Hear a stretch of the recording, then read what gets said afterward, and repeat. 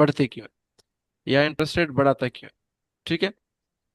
Interest rate तभी बढ़ाता है अगर इन्फ्लेशन आउट ऑफ कंट्रोल हो, और इंटरेस्ट रेट तब कम करता है अगर जॉब्स आउट ऑफ कंट्रोल हो। यानी दो चीजें हैं ना सेंट्रल बैंक में, या तो अनएम्प्लॉयमेंट रेट ज्यादा होगा तो सेंट्रल बैंक क्या करेगा, बैंक रेट कम करेगा।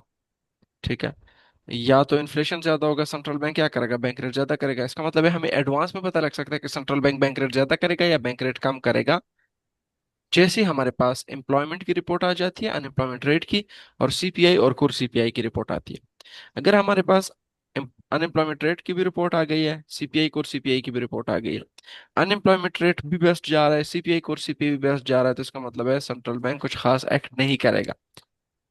अगर सेंट्रल बैंक को पता है कि नहीं अनएम्प्लॉयमेंट रेट ज्यादा होगा, तो सेंट्रल बैंक बैंक रेट कम करेगा। आपको एडवांस में पता लग जाएगा कि अनएम्प्लॉयमेंट रेट ज्यादा हो गया है, आउट ऑफ कंट्रोल हो गया है, तो सेंट्रल बैंक बैंक रेट कम करेगा। अब हमें कैसे पता चलेगा कि आउट ऑफ कंट्रोल है?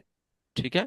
ये भी तो एक क्वेश्चन है कि हमें कैसे पता चलेगा कि सेंट्रल बैंक को पता लग गया है कि जो अनएम्प्लॉयमेंट रेट है वो आउट ऑफ कंट्रोल है। तो आपने सीधा मीटिंग कैलेंडर इन्फॉर्मेशन में आना है, सेंट्रल बैंक की वेबसाइट पे, इसके जो मार्च के प्रोजेक्शंस है इस पे क्लिक करना है। इस पे क्लिक करने के बाद आपको ये जो शीट मिलती है, तो देखो इसमें अनएम्प्लॉयमेंट रेट क्या बता रहा है कि अनएम्प्लॉयमेंट रेट 4.4 तक जा सकता है। इसका मतलब है कि अगर अनएम्प्लॉयमेंट रेट 4.4 तक जाता है तो कोई इशू नहीं है, सेंट्रल बैंक उस पर एक्ट नहीं करेगा, सेंट्रल बैंक उस पर एक्शन नहीं लेगा। लेकिन अगर अनएम्प्लॉयमेंट रेट 4.4 से ज्यादा होता है तो डेफिनेटली फिर सेंट्रल बैंक एक्शन लेगा और फिर बैंक रेट कम करेगा। तो हमें एडवांस में पता चल जाएगा कि सेंट्रल बैंक ने बैंक रेट कम करना है। इस तरह हमारे पास इन्फ्लेशन के जो फिगर्स हैं यहाँ पे एक्सपेक्टेड है 2.7, और कोर इन्फ्लेशन के जो फिगर्स है वो एक्सपेक्टेड है 2.8। यानी 2.7 और 2.8 से कम है तो कोई इशू नहीं है। ठीक है। सेंट्रल बैंक एक्ट नहीं करेगा क्योंकि उसको पता है कि 2025 में 2.8 और 2.7 ही रहना है।